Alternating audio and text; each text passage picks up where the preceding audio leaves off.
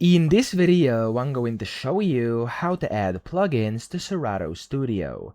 Now, the first thing you have to do, you want to go to the top right and click on this settings cogwheel to open up setup.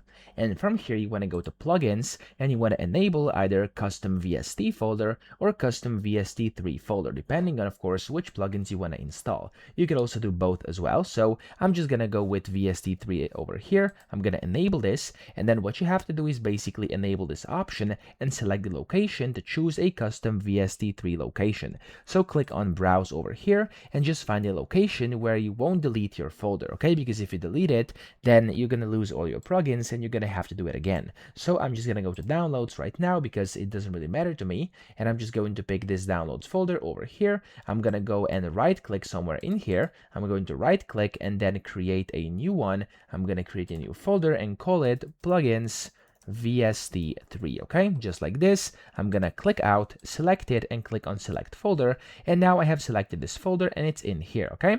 Now to actually get these plugins, you then want to go to your specific folder and you want to drag and drop them in there, okay? So if you have them, you can just basically find them and drag and drop them in here, or you can get some VST plugins or VST3 plugins and drop them in there. So in my case, I have one sample plugin over here, and I'm gonna drag and drop it in just like this, and as you can see, there's now one VST3 plugin inside my folder, and over here, if I go scan, it's going to basically scan this, and then it's going to notice that you've actually added a plugin inside Serato Studio, of course, inside your VST3 or VST folder. So that's how to add them. I hope this video helped you out. If it did, please subscribe to the channel and help me out as well.